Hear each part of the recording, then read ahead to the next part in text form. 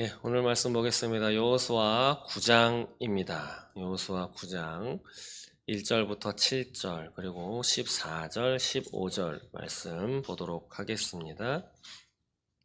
구약 성경 약 333쪽 정도에 있습니다. 예, 여호수아서 9장 1절부터 7절 그리고 14절, 15절 말씀 보도록 하겠습니다. 예. 우리 함께 읽어볼까요? 함께 읽도록 하겠습니다. 시작. 이 일 후에 요단 서쪽 산지와 평지와 레바논 앞에 연안에 있는 헷 사람과 아모리 사람과 가나안 사람과 브리스 사람과 히위 사람과 여부스 사람의 모든 왕들이 이 일을 듣고 모여서 일심으로 여호수아와 이스라엘에 맞서서 싸우려 하더라. 기브온 주민들이 여호수아가 여리고와 아이에 행한 일을 듣고 꾀를 내어 사신의 모양을 꾸미되 헤어진 전대와 헤어지고 찢어져서 기운 가죽 포도주 부대를 나귀에 싣고 그 발에는 낡아서 기운 신을 신고 낡은 옷을 입고 다 마르고 곰팡이가 난 떡을 준비하고 그들이 길갈 진영으로 가서 여호수아에게 이르러 그와 이스라엘 사람들에게 이르되 우리는 먼 나라에서 왔나이다. 이제 우리와 조약을 맺읍시다 하니 이스라엘 사람들이 히위 사람에게 이르되 너희가 우리 가운데 거주하는 듯하니 우리가 어떻게 너희와 조약을 맺을 수 있으랴 하나. 14절 15절 읽겠습니다.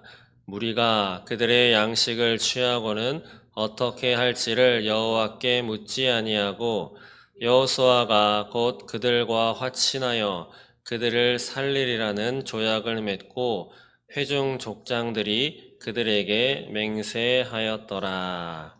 아멘. 네, 감사합니다. 수요일마다 여호수아 말씀을 가지고 은혜를 나누고 있습니다. 예, 오늘 제목은 이렇게 정했습니다. 죄는 우리를 괴롭히며 기도하지 않으면 올무에 걸린다. 예, 제목이 좀 길죠? 제목 짓는 게 제일 어렵더라고요. 예. 죄는 우리를 괴롭히며 기도하지 않으면 올무에 걸린다. 여호수아서는 모세의 뒤를 이어 이스라엘 백성의 지도자가 된 여호수아가 이스라엘 백성들을 이끌고 이제 가나안 정복 전쟁이죠. 예, 하나님이 허락하신 내가 주겠다라고 하는 그 가나안 땅을 정복해 들어가는 그러한 사건들을 기록하고 있습니다.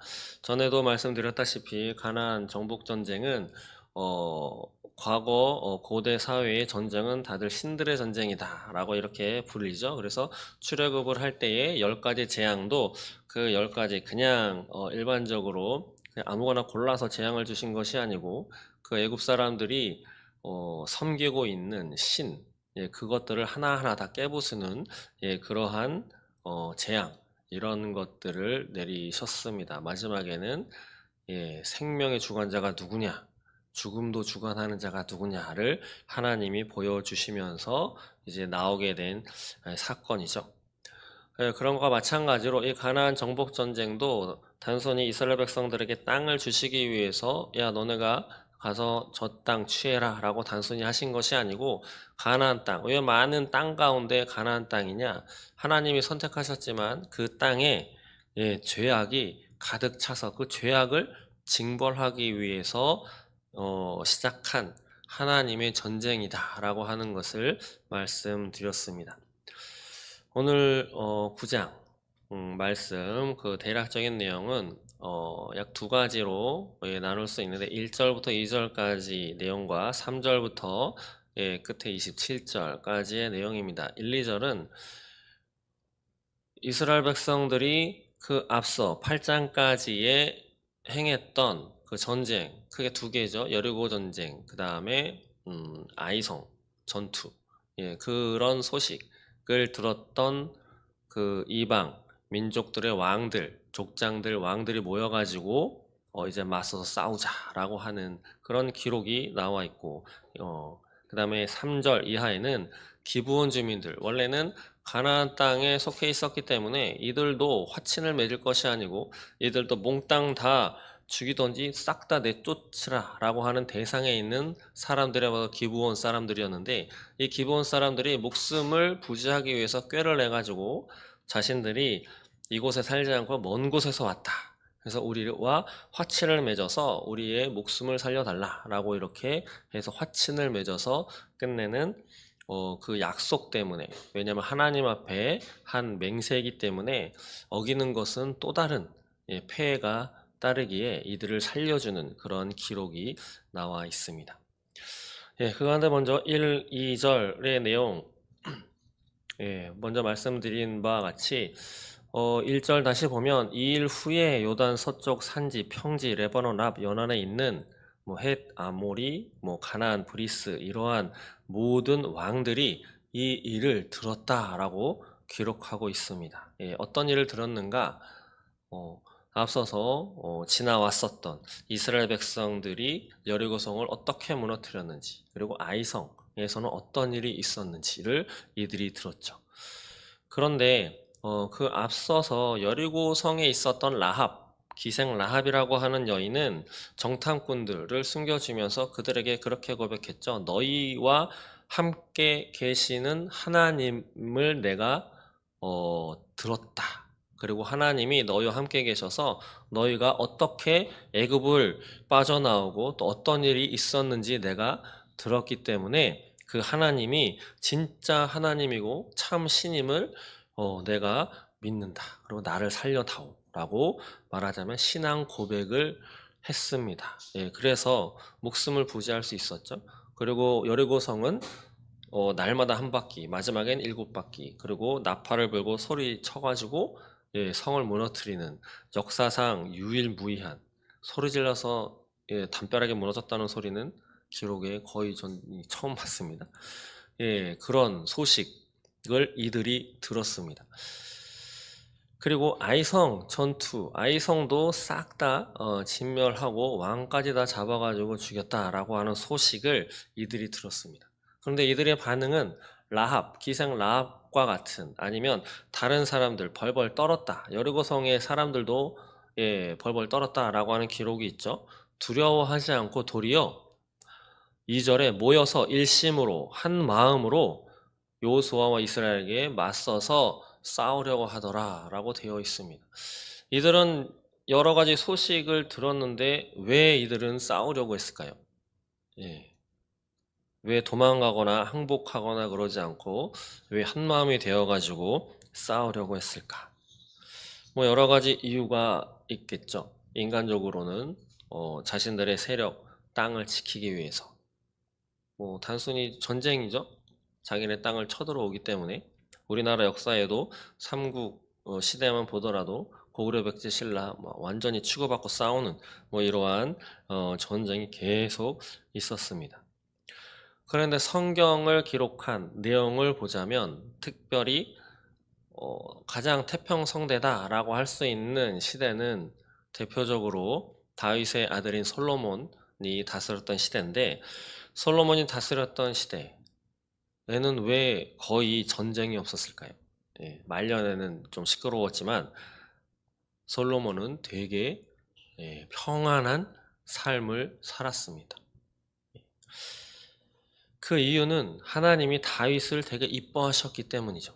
다윗이 하나님의 마음에 합당한 그 한 왕으로서의 삶을 살았기 때문입니다. 어느 기록에 보면 다윗을 평가하는데 딱 한 가지 잘못 외에는 잘못한 것이 없었다라고 기록하는 그런 성경 말씀도 있습니다. 그 한 가지 잘못은 다들 아시다시피 우리아의 아내 밧세바를 취한, 그리고 우리아를 죽인 다 한 사건이지만 또 범죄로 치자면 여러 가지 범죄가 다 깔려 있죠. 간음죄, 그리고 살인 교사에, 거짓말에, 여러 가지, 또 하나님의 이름을 또 더럽힌, 이것도 갖다 붙이면 해당이 될 수 있는 그런 죄이지만, 어쨌든 한 가지 사건과 연루되어 있기 때문에 하나님이 보시기에 다윗은 이거 하나 빼놓고는 다 잘했어 라고 칭찬받은 왕이죠. 그 다윗을 보아서 솔로몬을 태평성대로 만들어 주셨습니다. 근데 그랬던 솔로몬이 말년에 어지러워지고 그 다음에 솔로몬의 아들 때에서 남북이 갈리고 솔로몬의 그 신하였던 여로보암이 애굽에 쫓겨나가지고 망명자의 삶을 살다가 막판에 다시 돌아와서 북이스라엘을 다스리는 왕이 되어서 이렇게 말하자면 신하한테 나라를 뺏긴 거죠. 그리고 여러 가지 주변의 나라들에게서 침범받고 약간의 괴롭힘을 당하게 됐던 그 이유는 성경은 분명히 말씀하고 있는 것이 바로 한 단어로 죄입니다. 죄. 그렇죠? 예. 죄를 짓지 않고 하나님 앞에 성결하게 올바르게 잘 살려고 이렇게 했을 때는 하나님이 주변의 세력들의 그 마음을 다 붙잡아 놓으셔가지고 감히 침범하지 못하도록 어떻게 하면 한 나라의 여왕이 바리바리 왕창 보석, 금은 보화를 잔뜩 실어가지고 지금으로 말하자면 5톤 트럭 한 10대 분량을 실어가지고 와서 솔로몬한테 지혜를 좀 들려달라고. 말하자면 어린 아이들이 자기 전에 옛날 이야기 해달라고 하는 거 똑같죠. 그 말 몇 마디 한 대가로 그 금은 보화, 보석들을 엄청나게 많이 받은 사람이 바로 솔로몬입니다. 그런데 그런 부귀영화를 누렸던 솔로몬이 말년에 그렇게 힘들어지고 자기 자식 때에는 대대로 완전히 고생을 하고 덤태기를 쓴 까닭은 솔로몬의 죄악 때문이죠. 그런 것과 마찬가지로 바라보자면 오늘 9장 1절, 2절에 나와 있는 이들이 그 전에 여리고성 전투와 아이성 전투의 이야기 또 애굽에서의 그 나올 때의 10가지 재앙의 사건들을 다 들었음에도 이들이 한 마음이 되어서 이스라엘과 싸우자라고 했던 까닭은 어떻게 보자면 아간의 죄 때문이라고 볼 수 있습니다. 물론 아이성은 아간을 찾아서 처리한 후에 다시 하나님의 방책을 들어서 그 매복 그런 전략과 함께 아이성을 다시 무찔러 가지고 그 아이성의 왕까지 다 사로잡혀서 싹 다 죽였죠. 그리고 다 취했습니다. 결과는 그렇게 했지만 그 전에 먼저 아간이 여리고성에서의 그 포획물이나 전리품 손대지 말아라. 온전히 그건 내 거야. 라고 했던 하나님의 말씀을 어기고 외투 한 벌과 금, 은 얼마를 숨긴 그 죄악이 그들 가운데에 있었습니다. 네, 이것을 통해서 우리가 좀 유념해야 할 것은 죄가 그냥 지나가지 않는다라고 하는 것입니다. 용서는 받지만 죄는 그냥 지나가지 않는 경우가 되게 많다라고 하는 것을 성경을 보면 알 수 있습니다. 그냥 아무런 대가 없이 잘못을 저질렀던 그 죄, 하나님 앞에 하나님의 말씀을 듣지 않아서 저질렀던 그 죄악의 말하자면 결과는 나를 괴롭힙니다. 근데 그것이 나만 괴롭히는 것이 아닙니다. 나만 괴롭힌다면 분명히 아간이 훔쳤죠? 그랬으면 아간만 잡아서 죽였으면 될 것을 아간과 그의 아내들과 또 그의 자식들 뿐 아니라 그가 갖고 있었던 그의 가족들이 갖고 있었던 모든 물건, 가축, 그 다음에 잠잘 때 쓰는 그런 천막까지 몽땅 다 싹, 다 없애버렸습니다. 그리고 급기야는 그 한 사람의 죄가 그 가족은 죽임을 당했지만 그 가족들에게만 영향을 미친 것이 아니고 먼저는 그 이스라엘 전체에 영향을 미쳐서 아이성에서 패배한 기록이 있다라고 하는 거죠. 그런 죄악이 사단에게 틈을 주게 된 것이다 라고 볼 수 있는 것입니다. 그렇기 때문에 이들은 한 마음이 되어서 싸우려고 하더라. 아마 이 싸우려고 했던 이 결과는 여호수아 저쪽 뒤편에 보면 드러나게 되겠죠. 오늘날 우리는 어떻습니까? 물론 교회가 많이 비난도 받고 여러 가지 소리도 참 많이 듣습니다. 그것도 특히 언론을 통해서. 예, 언어를 통해서 많이 욕을 먹고 있죠. 그것에는 조금 과장되고 오해되고 왜곡된 그러한 방송도 있지만 예, 사실도 있습니다. 분명히 잘못한 그런 내용들도 있다라고 하는 것은 부인할 수 없습니다. 예. 이후에 어쨌든 지금 이때에 교회가 그리고 목회자들이 그리고 교회를 다닌다고 하는 교인들이 욕을 먹고 비하, 조롱거리의 대상이 되는 까닭이 살펴보자면 바로 하나님을 믿는 우리들의 죄 때문이다 라고 하는 거죠. 그 죄. 예. 물론 우리는 하나님 앞에 회개하고 기도하고 하나님을 예배하고 또 헌신도 하면서 그 죄를 용서받고 또 새로운 삶을 살아가지만 우리가 하나님 앞에 지었던 죄는 나 하나에 그치는 것이 아니고 그의 죄의 영향력은 시간이 지나서 또 그 범위를 넓혀서 우리의 가족에게 우리의 내가 살고 있는 이 고장에 또 우리 나라에까지 영향을 미친다. 그래서 우리에게 다가오는 그 어려움들, 천재지변을 비롯한 또 주변의 많은 사람들, 또 이웃 나라를 통해서 다가오는 그런 많은 어려움들은 바로 우리의 죄 때문이다 라고 하는 것을 우리는 부인할 수 없습니다. 그래서 우리는 날마다 회개해야 할 것입니다. 예수님이 제자들의 발을 씻겨주신 것처럼 예, 우리의 영혼의 구원을 위해서가 아니라 그거는 기본인 것이죠. 예, 영혼 구원을 위해서 선악과 따먹은 그 원죄의 해결 그건 기본입니다. 그것이 안 돼 있다면 예수의 사람이다라고 볼 수 없는 거죠. 예배를 드리지만 껍데기만 있는 것입니다. 그것은 기본이고 날마다 살아가면서 하나님을 마음 아프게 하는 십자가 달려 돌아가신 그 예수님이 마음 아파하시는 그러한 우리의 크고 작은 죄악들을 우리는 짓지 말아야 할 것입니다. 그리고 하나님 앞에 회개하면서 또 나를 돌아보면서 그렇게 살아야 할 것입니다. 그렇지 않으면 사단이 틈을 타고 우리 주변의 환경이나 사람이나 나라나 정책이나 제도들이나 인간의 눈으로 보기에는 A라고 하는 사람이 국회의원이기에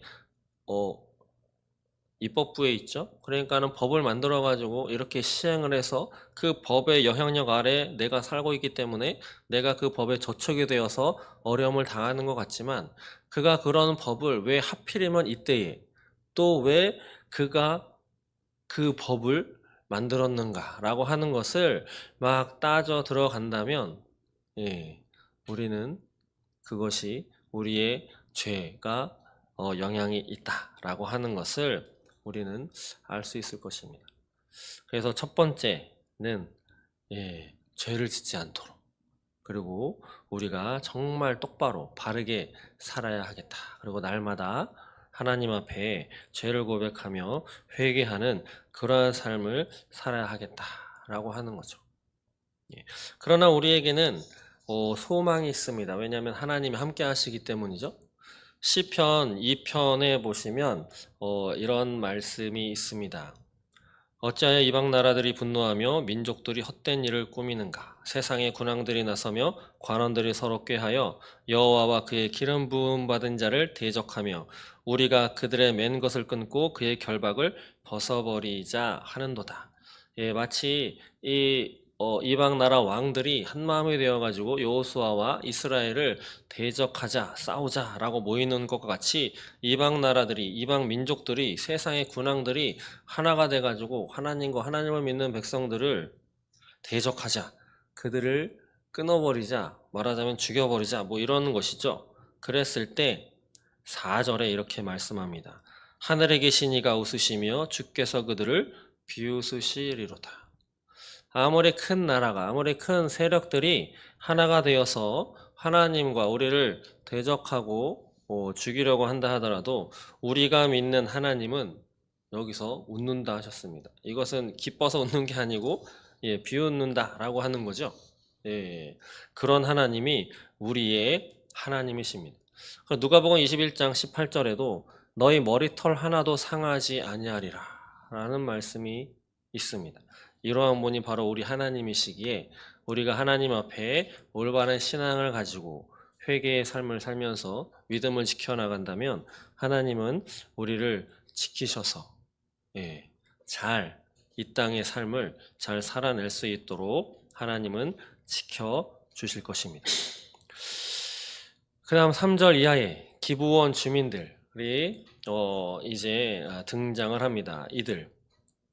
이들은 꾀를 내죠. 4절에 보시면 꾀를 내어서 사신의 모양을 꾸미는데 헤어진 전대, 헤어지고 찢어져 기운 가죽 포도주 부대를 가지고 또 낡아서 기운 신을 신고 곰팡이가 난 떡을 시간이 오래되었다라고 하는 것을 꾸민 것이죠. 이런 모습으로 여호수아 앞에 가서 우리와 화친 조약을 맺읍시다 라고 이렇게 이야기를 합니다. 그랬더니 약간 의심이 들었던 여호수아가 질문을 하죠. 너희는 누구며 어디서 왔냐? 이렇게 질문을 하니 9절 이하의 기브 온 주민들이 여호수아에게 대답을 합니다. 9절 보시면 종들은 이라고 소개하죠. 종들은 당신의 하나님 여호와의 이름으로 말미암아 심히 먼 나라에서 왔사오니 먼 이국 나라에서 왔다라고 이렇게 이야기하죠. 그러면서 내가 애굽에서 행하신 모든 일도 들었고 10절에는 바산 왕 옥에게 행하신 모든 일을 또 들었습니다. 라고 이렇게 이야기를 합니다. 그래서 11절에 자기네 장로들과 주민들이 서로 의논을 하고 이야기를 했는데 양식을 가지고 그들을 만나서 조약을 맺어야 하겠다. 이렇게 해서 우리가 이렇게 왔습니다. 라고 거짓말을 했습니다. 그런데 이들의 대답을 들은 여호수아의 반응이 오늘 14절입니다. 14절 한번 읽어볼까요? 다시 읽어보겠습니다. 14절 시작. 무리가 그들의 양식을 취하고는 어떻게 할지를 여호와께 묻지 아니하고 뭔지 아시겠죠? 그들이 이런 말을 했는데 하나님 앞에 묻지 않고 뭐만 취했습니까? 그들의 양식만 취했습니다. 그리고 15절에 그들과 화친해서 조약을 맺고 그들과 맹세했습니다. 무엇을? 지켜주기를. 라합처럼 속아서 맹세를 한 것이죠. 그것도 누구한테? 하나님 앞에. 그랬는데 3일 만에 거짓말이 들통이 납니다. 16절 보시면 그들과 조약을 맺은 후 사흘이 지나서야 그들이 이웃에서 자기들 중에 거주하는 자들이라 함을 들으니라. 3일이 안 갔습니다. 그들이 거짓말했다라고 하는 것을 알게 되었습니다. 그런데 문제가 생겼어요. 그들이 거짓말해가지고 서로 약조를 맺었습니다. 그러면 보통은 거짓말로 맺어진 조약이기 때문에 조약을 파기하고 그들을 가두고 죽이고 이러면 문제가 해결이 되는데 여기서 문제는 이들이 이스라엘 백성이라는 거죠. 근데 누구 앞에서 맹세했죠? 하나님 앞에서 맹세했습니다. 하나님 앞에서 약조를 한 것이죠. 그렇기 때문에 함부로 이것을 파기할 수 없는 문제가 생긴 겁니다. 그래서 이스라엘 백성들 가운데 진노가 왜 그들을 잘 알아보지도 못하고 조약을 맺어가지고 하나님의 말씀도 어기게 되었는가. 근데 뭐 어떻게 할 도리가 없었어요. 근데 그나마 다행인 것은 방금 말씀드린 거짓말 했다고 해서 그냥 조약을 파기하고 이들을 죽이거나 이렇게 마음대로 처리하지 않았다라고 하는 것입니다. 해결하는 방법은 그나마 하나님 앞에 한 맹세를 지키는 것으로 이들은 해결을 했습니다. 그러면서 21절에 보면 나무를 패며 물을 깃는 자가 되도록, 그래서 이들을 종을 삼은 거죠. 종살이를 시킨 것입니다. 노아가 자녀를 저주할 때 창세기 9장 25절에 가나안은 저주를 받아 그의 형제의 종들의 종이 되기를 원하노라 라고 이렇게 저주한 내용이 있습니다. 참 신기하죠? 예. 이 저주의 내용이 몇 대를 지나서 실제로 기브온 주민들을 통해서 이것이 이루어졌습니다.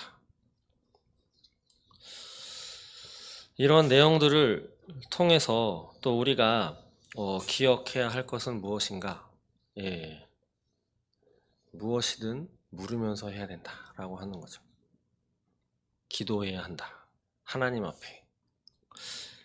제가 오늘날 우리가 살아가는 또 앞으로 더 살아갈 세상에 대해서 여러 가지 이런저런 이야기를 가끔 드리는데 그 중에 한 가지는 진짜와 가짜를 구별이 안 가는 때를 우리는 살아가게 될 것입니다. 그래서 이것이 진짜냐, 이것이 가짜냐를 구별할 수 있는, 또한 그것은 우리 눈앞에 보이는 거죠. 또 우리가 살아갈 이 세상에 눈에 보이지 않는 것들이 진짜냐 가짜냐를 잘 분별할 수 있는 그 분별력을 가져야 할 것입니다. 이러한 말씀을 드린 적이 있습니다. 만약에 여호수아가 이들의 행색을 보고 분별력이 있었다면 캐치할 수 있었겠죠. 다시 몇 번만 더 물어보거나 아니면 하나님 앞에 기도만 했더라도 여호수아는 알 수 있었을 것입니다. 근데 그렇지 못했죠. 그렇기 때문에 하나님 앞에 맹세하게 되는, 속아서. 근데 그나마 이들은 그 맹세를 지켰습니다. 하나님 앞에 한 맹세는 지켰어요. 근데 지키지 않은 사람이 후대에 나옵니다. 그게 누구냐면 사울입니다. 사울. 사무엘하 21장에 보면 1절이 이렇게 시작합니다. 다윗의 시대에 해를 거듭하여 3년 기근이 있으므로. 다윗이 왕이었을 때 기근이 3년 동안 있었습니다. 그래서 다윗이 하나님 앞에 물어봤습니다. 지금도 만약에 25년이잖아요. 25년, 26년, 27년 기근이 온다면 어떠한 시대가 올 것 같습니까? 기근이라고 하면 비가 내리지 않는 거죠. 일단은 무역도 어려워지고 수입도 어려워지고 이렇게 되는 것입니다. 우리나라는 자원도 많지 않기 때문에 거의 수출입으로 먹고 사는 나라죠. 엄청 힘들 시기가 될 것입니다. 그런데 이 다윗의 시대에는 농사짓는 또 목축업을 했던 시대인데 3년 기근이다. 엄청 어려웠겠죠. 그래서 하나님 앞에 기도했더니 여기에 이런 답이 있습니다. 1절 읽어드리면 이는 사울과 피를 흘린 그의 집으로 말미암음이니 그가 기브온 사람을 죽였음이니라. 여호수아가 기브온 사람들과 한 조약이 무엇이죠? 그들의 생명을 살려준다라고 하는 거죠. 그들을 죽이지 않는, 종살이는 시킬지언정. 근데 그 종살이가 개인적인 머슴이 되는 것이 아니고 하나님의 성전에서 물깃는 사람, 이런 성전에서의 종살이를 하게 됐던 것입니다. 근데 그런 기브온 사람을 사울이 죽인 일이 있었습니다. 그것 때문에 하나님이 비를 내리지 않았다라고 하는 기록이 오늘 21장에 있는 거죠. 2절에 사울이 이스라엘과 유다 족속을 위하여 열심히 있으므로 그들을 죽이고자 하였더라. 이런 일이 있었습니다. 그래서 다윗이 기브온 사람들한테 물어봤습니다. 내가 어떻게 해야 죄가 없어질까? 그랬더니 기브온 사람이 대답을 합니다. 너희 중에 7명을 죽여야 된다고. 그래서 다윗이 사울의 자손들 7명의 아들들을 죽이는 그러한 사건이 나옵니다. 다만 다윗이 사울의 아들 요나단과 또 약속을 했었죠. 내가 너를 지켜주겠다, 너의 자녀를 지켜주겠다라고 해서 무비보셋은 그 죽음에서 면하게 되었습니다. 이것이 하나님 앞에 맺는 약속, 언약의 중요성인 거죠.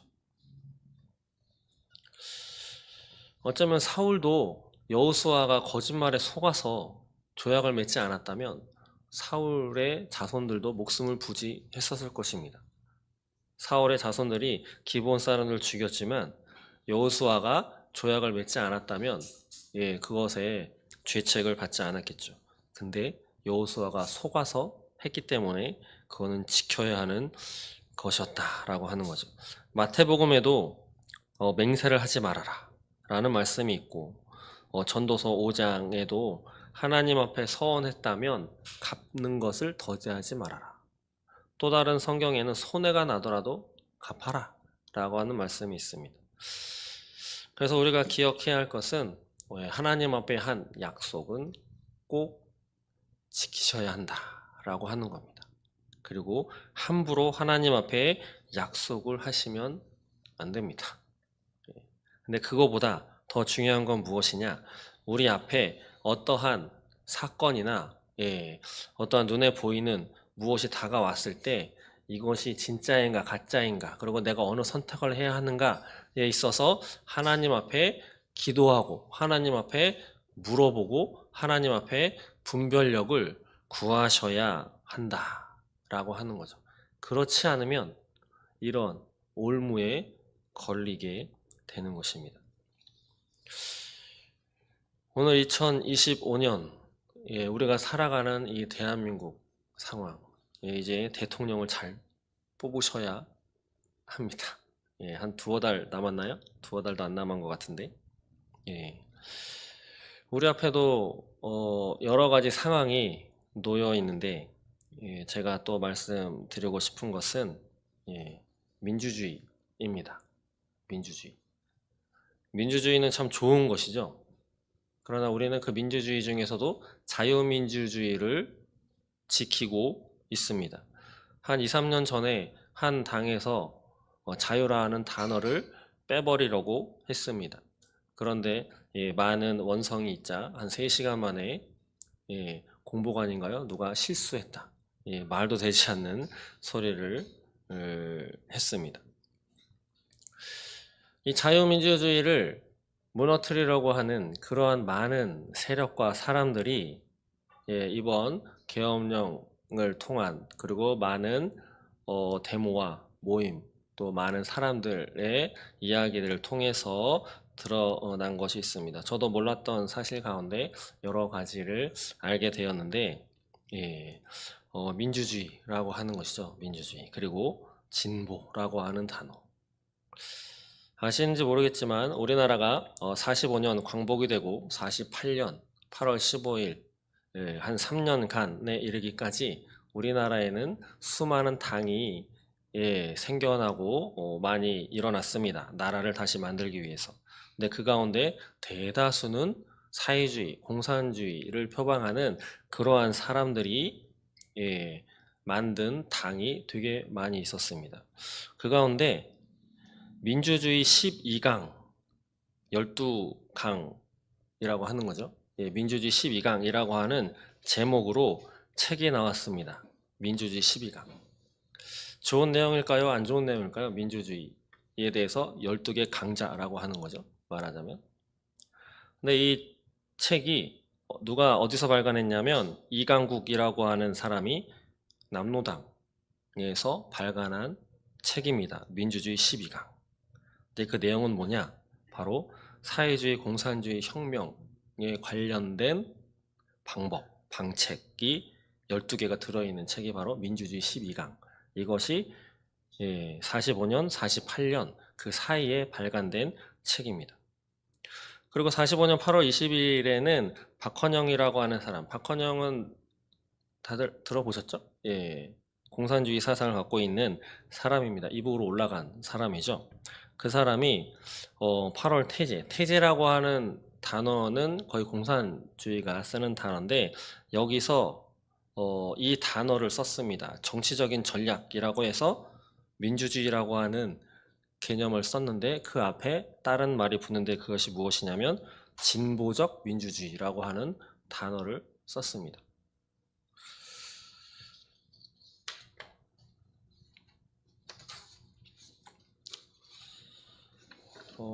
그리고 우리나라에서 있는 주사파 사회주의 이러한 사람들이 또 언제부턴가 쓰는 단어가 또 우리 민족끼리라고 하는 단어를 좀 많이 썼습니다. 예, 우리 민족끼리 잘해봅시다. 우리 민족끼리 통일하는데 잘해봅시다. 라고 하는 용어를 참 많이 썼습니다. 듣기 안 좋으신가요? 우리 민족끼리라고 하는 단어가? 거부감이 있으신가요? 별로 거부감이 없으시죠? 예, 우리 민족끼리 뭐 잘한다는데 그게 무슨 나쁜 말이겠습니까? 그리고 사실 진보적 민주주의라고 하는 단어도 그냥 들으면 예, 좋은 말처럼 들립니다. 좋은 말.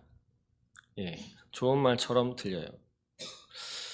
그런데 이것이 우리를 헷갈리게 하는 용어입니다. 왜 헷갈리게 했느냐? 그냥 나 공산주의요 라고 얘기하면 다 알기 때문에. 근데 이러한 말이 어디서 나왔는가? 바로 남로당, 공산주의를 표방하는 당이죠. 남로당에서 사회주의나 공산주의라고 이야기를 하면 사람들이 많이 불편해하기 때문에 인민민주주의라고 부르자. 아니면 프롤레타리아, 민주주의라고 이야기하자. 예, 대외적으로. 그러니까 속과 겉이 다른 거죠. 예, 속과 겉이 다른 내용입니다. 근데 우리들이 듣기에는 겉의 것만 보게 되는 거죠. 저도 우리나라가 공산주의가 되지는 않을 거라고 믿습니다. 그리고 사회주의를 생각하고 이야기하는 사람들이 자본주의에 예전에는 그렇게 생각했습니다. 자본주의에 좀 안 좋은 불평등한 모습들을 좀 수정하는 그런 정책을 좀 합시다라고 하는 예, 그 정도 수준으로 주장을 한다라고 생각을 했는데 예, 알아갈수록 그것이 아니었다라고 하는 것이 예, 할 수 없더라고요. 예, 점점 그렇게 알아가요. 예, 보니까 저도 진보라고 하는 단어, 진보적 민주주의라고 하는 단어 그냥 처음에 들었을 때는 민주주의가 예전보다는 지금 그리고 앞으로 조금 더 발전된 민주주의로 좀 더 사람들을 행복하고 고급스럽고 성숙한 사회로 나아가는 그러한 민주주의를 진보적 민주주의다라고 얘기하는 건가 보다 이런 생각을 했었는데 알고 봤더니 전혀 아니었습니다. 어쩌면 우리는 많이 속고 있는 것이죠. 또 지금 감옥에 들어가 있는 어떤 사람은 자신은 자유주의자이면서 나는 공산주의자요 라고 얘기했다라는 사람도 있습니다. 어떻게 생각하세요? 나는 자유주의자이기도 하고 공산주의자이기도 한다. 예. 성경에 이 말이 생각나더라고요. 하나님과 재물을 동시에 섬길 수 없다. 하나님과 재물을 동시에 섬기면 막판에 선택의 순간이 왔을 때 무엇을 선택할까요? 예, 돈을 선택합니다. 대다수의 사람들 아마 거의 100%일 거예요. 그러면 자유주의자이면서 공산주의자라고 하는 사람은 막판에 선택하시오라고 하면 무엇을 선택하기 쉬울까? 뭐 이건 여러분들의 선택에 맡기겠습니다. 정말 잘 분별해야 하겠다라고 하는 말씀을 드리고 싶습니다. 사람들이 이야기하는 것, 그냥 겉으로 내세우는 그 단어, 그 표어만 보고 좋은 건가 보다, 잘 하자라고 하는 거겠지. 그런데 그런 것에 대해서 잘 살펴보지 않는다면 그들이 속에 진짜 갖고 있는 생각, 진짜 어떠한 마음으로 그들이 이러한 일을 하고 있고 어떠한 생각으로 정치에 뛰어들면서 어느 정책을 펼치는 것인지 예, 그것을 전혀 알지 못한 채 그냥 나중에 알게 되면 때가 늦을 수 있습니다. 차별금지법과 같이. 그래서 더더욱 우리는 기도하면서 하나님이 이 나라를 잘 살려주시도록 뿐 아니라 우리가 진짜 분별력을 잘 가지고 저 사람들이 또 저 단체가 저 모임들이 하는 행동이나 나타내는 표어가 어디서 나왔는지 예. 어쩌면 인정이 안 되시는 분들도 계시겠지만 PC주의나 차별금지법 동성애 옹호자들이나 민주노총이나 여성의 인권을 주장해야 한다는 페미니즘이나 원래는 힘들게 일을 하고 있는 선생님들의 교권을 좀 좋게 해주자, 여건을 좋게 해주자라고 결성된 전교조, 다 똑같이 그 맥락을 타고 올라가면 사회주의, 공산주의, 마르크스 레닌 사상에 뿌리를 두고 있다라고 하는 것을 알 수 있습니다. 제 말이 틀렸는지 한번 찾아보시고 공부를 꼭 해보시기 바랍니다. 저도 처음에는 이렇게까지는 생각을 하지 않았는데 알아갈수록 그렇게 되고 있는 것을 확인할 수 있었습니다. 그래서 오늘 이 본문 말씀 여호수아가 하나님 앞에 물어봤다면 기브온 주민들의 그 거짓말에 속지 않았을 텐데 그 속아서 맺은 그 언약, 약속 때문에 이스라엘의 사울의 자손들 7명이나 목숨을 잃었습니다. 물론 그가 기브온 사람을 죽였기 때문에 그런 것이긴 하지만 어쨌든 그 원초 기초가 되는 것은 여호수아가 속아서 맺은 조약 때문이죠. 그리고 그들이 계속 살아남아서 그들과 함께 살게 되었습니다. 물론 기브온 주민들의 입장에서는 라합과 같이 죽을 목숨이었지만 그들을 속이기까지 해서 하나님이 원하시는 그런 하나님의 백성의 거의 끄트머리로 이렇게 들어가서 목숨을 부지해서 그들에겐 좋겠지만 여호수아나 이스라엘의 입장에서 보자면 다른 것이죠. 말씀을 정리하겠습니다. 오늘 여호수아서 말씀, 죄는 나 하나에서 끝나지 않는다. 나에게만 영향을 미치는 것이 아니고 내 가족, 멀게는 내 나라, 내가 속한 공동체에까지 영향을 미친다라고 하는 것. 그리고 분별력을 가져야겠다. 특별히 우리가 살아가는 이 땅의 삶이 어디로 어떻게 우리에게 이야기하는 그 사람들의 속내가 어떤 것인지 우리는 기도하면서 또 공부하면서 살펴야 할 것입니다. 기도하겠습니다.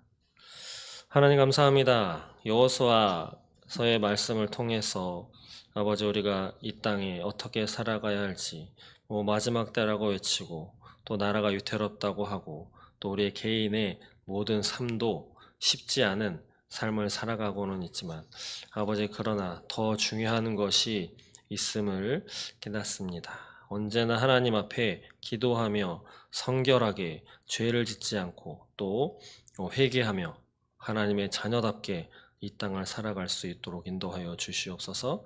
또한 올바른 분별력을 가지고 하나님이 주시는 그 지혜와 능력으로 이 땅을 위해서 또 하나님의 사역을 위해서 온전히 살아내는 참된 그리스도인이 될 수 있도록 주님 인도하여 주시옵소서.